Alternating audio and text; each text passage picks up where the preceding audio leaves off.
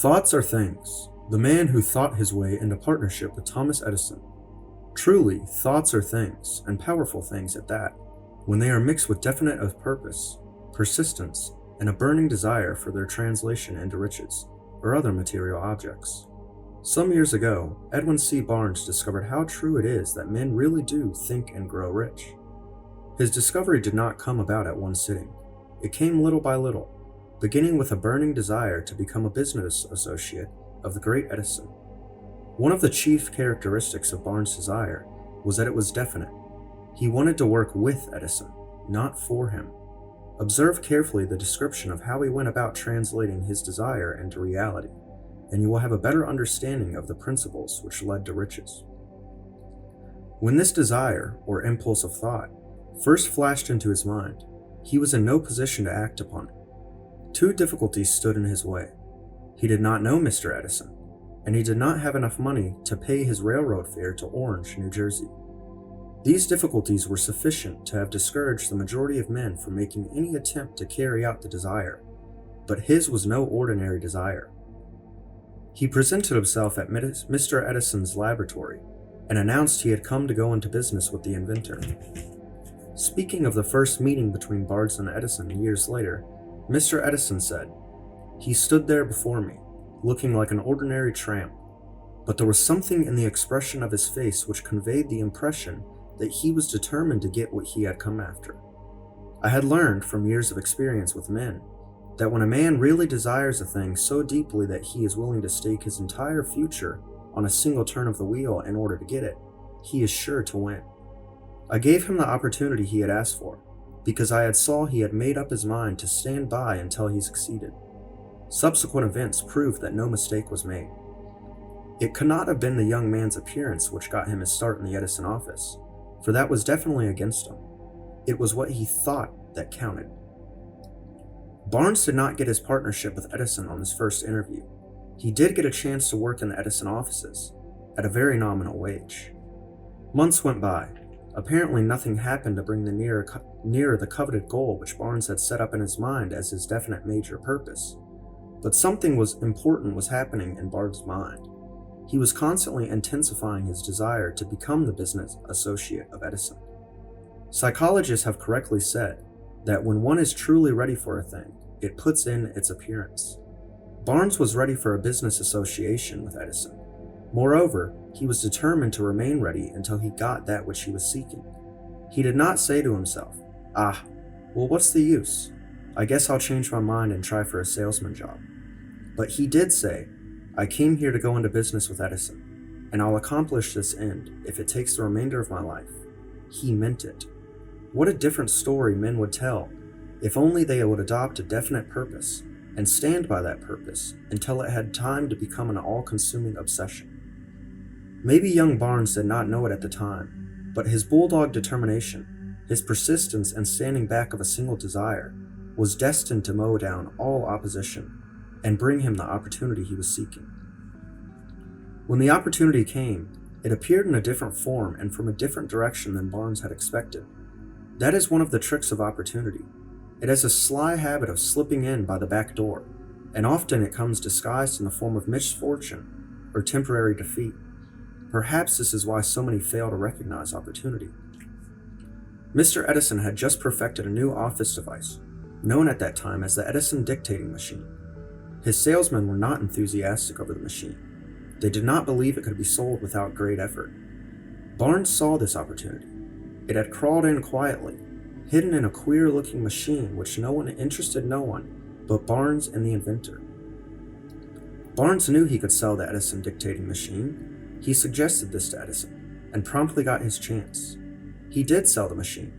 In fact, he sold it so successfully that Edison gave him a contract to distribute and market it all over the nation. Out of that business association, Barnes made himself rich in money, but he did something infinitely greater.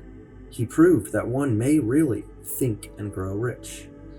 How much actual cash that original desire of Barnes was worth to him, I have no way of knowing.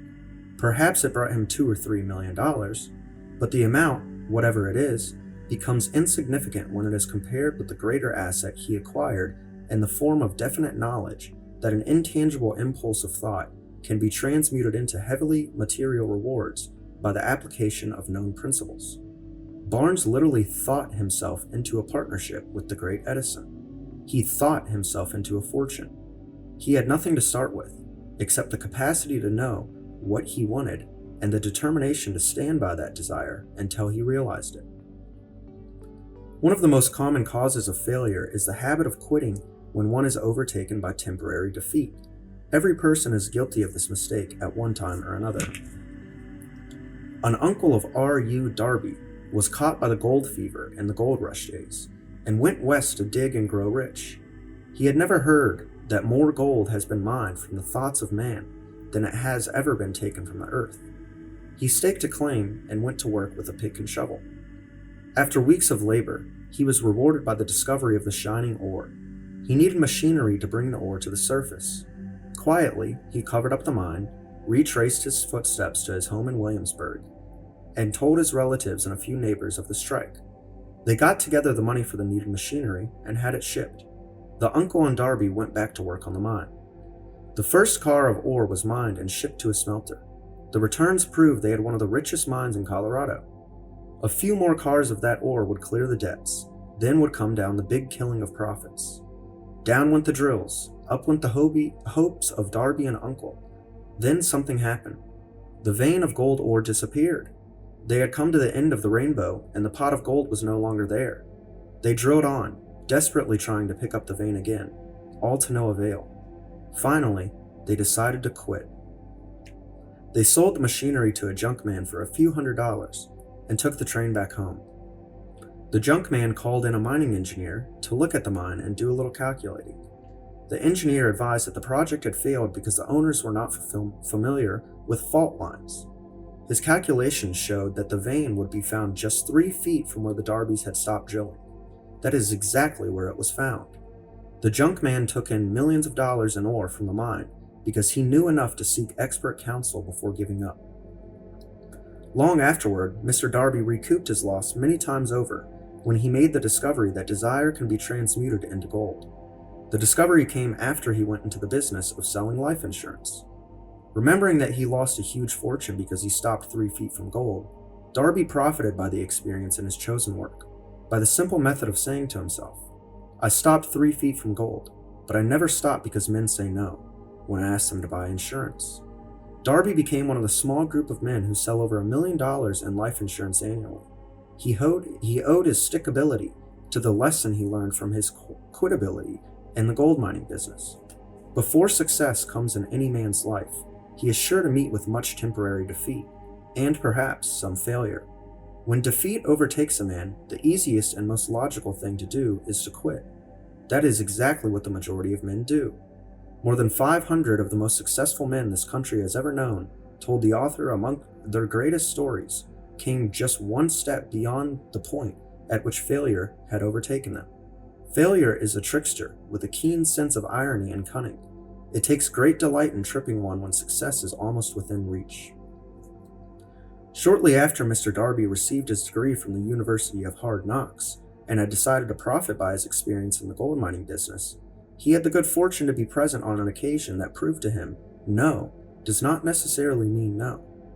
One afternoon, he was helping his uncle grind wheat in an old-fashioned mill. The uncle operated a large farm on which a number of colored sharecrop farmers lived.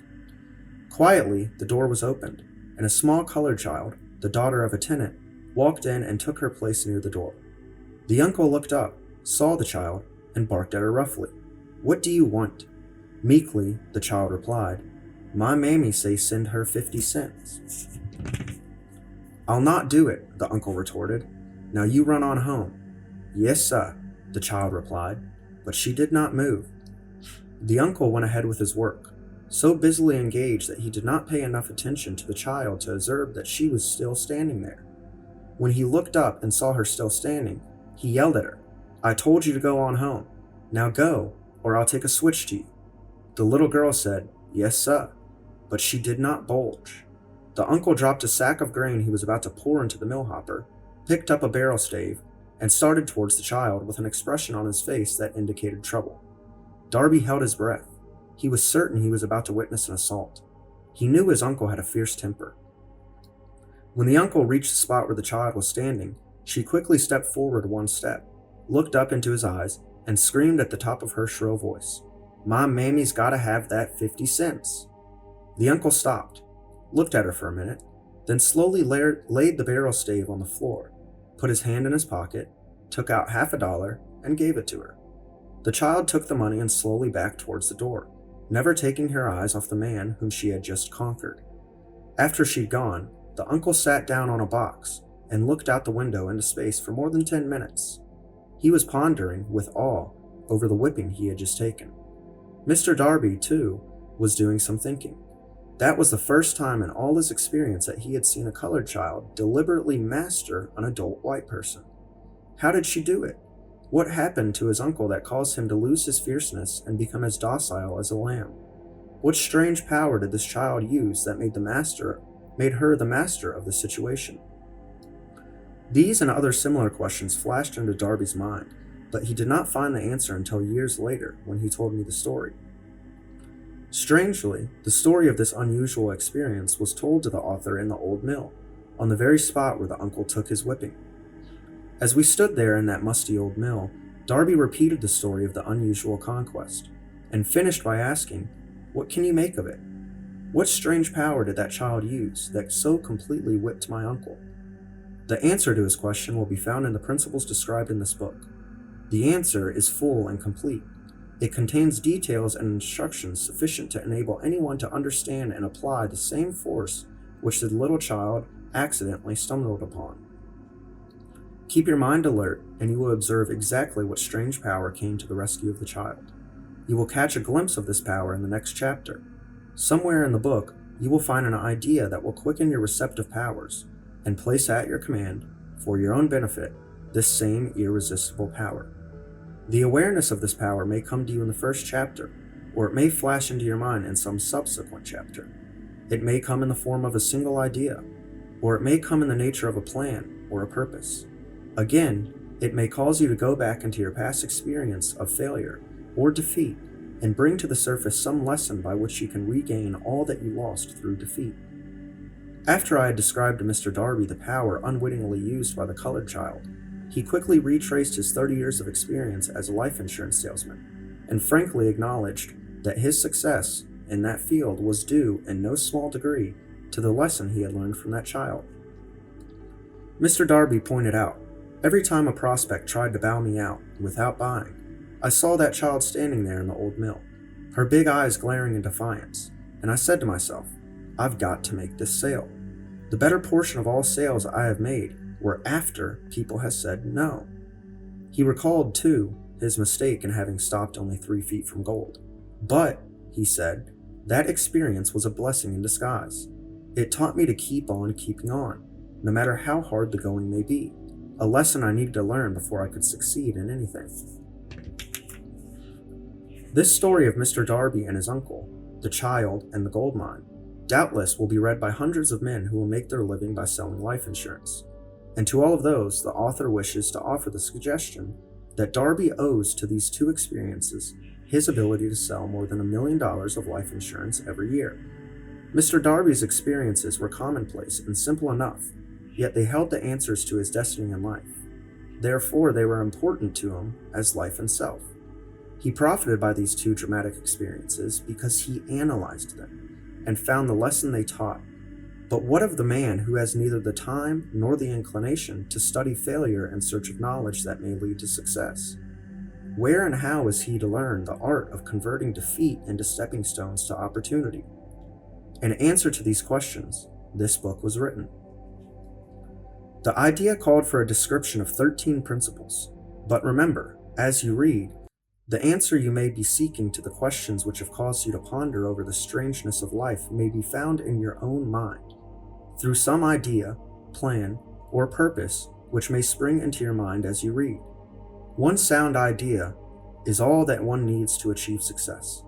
The principles described in this book contain ways and means of creating useful ideas.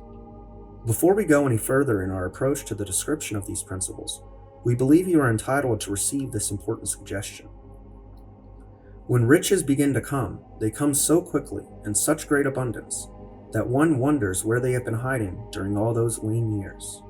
This is an astounding statement, and all the more so when we take into consideration the popular belief that riches come only to those who work hard and long. When you begin to think and grow rich, you will observe that riches begin with a state of mind, with definiteness of purpose. With little or no hard work, you and every other person ought to be interested in knowing how to acquire that state of mind which will attract riches. I spent 25 years in research because I, too, wanted to know how wealthy men become that way. Observe very closely. As soon as you master the principles of this philosophy and begin to follow the instructions for applying these principles, your financial status will begin to improve, and everything you touch will begin to transmute itself into an asset for your benefit. Impossible? Not at all. One of the main weaknesses of mankind is the average man's familiarity with the word impossible. He knows all the rules which will not work. He knows all the things which cannot be done. This book was written for those who seek the rules which have made others successful and are willing to stake everything on those rules. Success comes to those who become success conscious. Failure comes to those who indifferently allow themselves to become failure conscious. The object of this book is to help all who seek it to learn the art of changing their minds from failure consciousness to success consciousness. Another weakness was found in altogether too many people is the habit of measuring everything and everyone by their own impressions and beliefs. Some persons who read this will believe that they cannot think and grow rich because their thought habits have been steeped in poverty, want, misery, failure, and defeat. These unfortunate people remind me of a prominent Chinese who came to America to be educated in American ways. He attended the University of Chicago.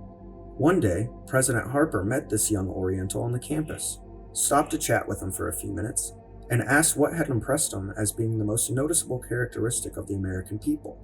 "Why," the student exclaimed, "the queer slant of your eyes. Your eyes are off slant." What do we say about the Chinese? We refuse to believe that which we do not understand. We foolishly believe that our own limitations are the proper measure of limitations.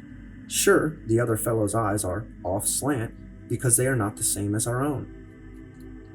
When Henry Ford decided to produce his famous V8 motor, he chose to build an engine with the entire 8 cylinders cast in one block, and instructed his engineers to produce a design for the engine. The engine was placed on paper, but the engineers agreed, to a man, that it was simply impossible to cast an 8-cylinder engine block in one piece. Ford said, "Produce it anyway." "But," they replied, "it's impossible." "Go ahead," Ford commanded, "and stay on the job until you succeed, no matter how much time is required." The engineers went ahead. There was nothing else for them to do, if they were to remain on the Ford staff. 6 months went by. Nothing happened. Another 6 months passed, and still nothing happened. The engineers tried every conceivable plan to carry out the orders, but the thing seemed out of question. Impossible. At the end of the year, Ford checked with his engineers, and again they informed him that they had found no way to carry out his orders. "Go right ahead," said Ford. "I want it, and I'll have it." They went ahead, and then, as if by a stroke of magic, the secret was discovered. The Ford determination had won once more. This story may not be described with minute accuracy. About the sum and substance of it is correct. Deduce from it, you who wish to think and grow rich, the secret of the Ford millions. If you can, you'll not have to look very far. Henry Ford was a success because he understood and applied the principles of success. One of these is desire, knowing what one wants. Remember this Ford story as you read, and pick out the lines in which the secret of his stupendous achievement has been described. If you can do this, if you can lay your finger on the particular group of principles which made Henry Ford rich, you can equal his achievements in almost any calling for which you are suited.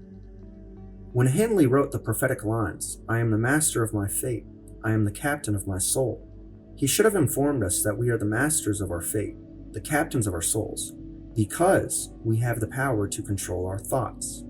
He should have told us that our brains become magnetized with the dominating thoughts which we hold in our mind, and by means which no man is familiar, these magnets attract to us the forces, the people, the circumstances of life which harmonize with the nature of our dominating thoughts.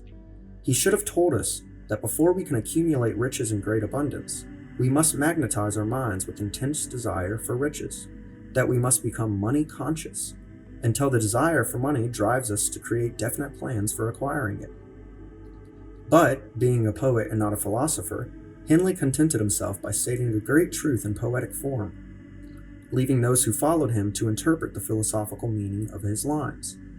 Little by little, the truth has unfolded itself, until it now appears certain that the principles described in this book hold the secret of mastery over our economic fate. We are now ready to examine the first of these principles. Maintain a spirit of open-mindedness, and remember as you read, they are the invention of no man. The principles have worked for many men. You can put them to work for your own enduring benefit. You will find it easy, not hard, to do. Some years ago, I delivered the commencement address at Salem College, Salem, West Virginia.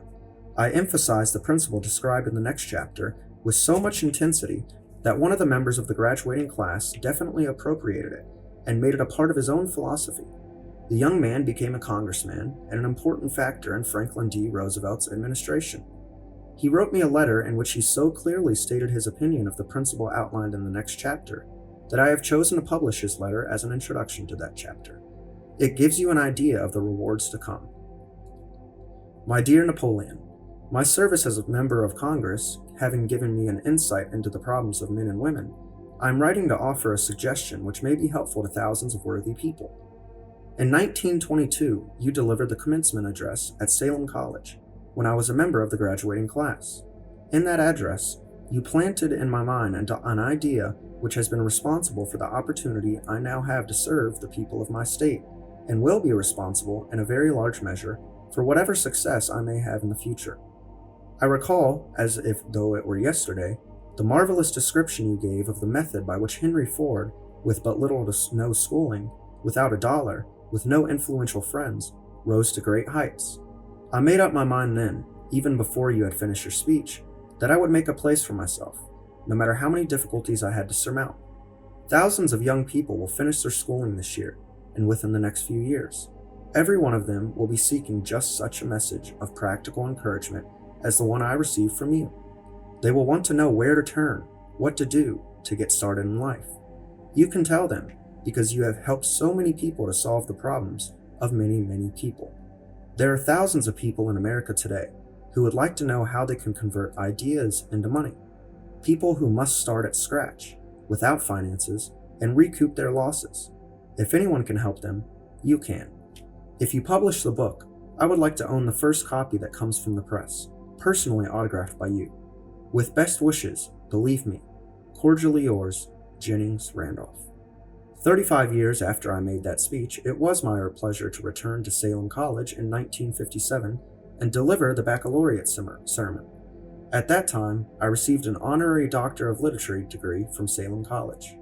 Since that time, in 1922, I have watched Jennings Randolph rise to become one of the nation's leading airline executives, a great inspirational speaker, and United States Senator from West Virginia. Chapter 1 of Think and Grow Rich. Whatever the mind of man can conceive and believe, it can achieve.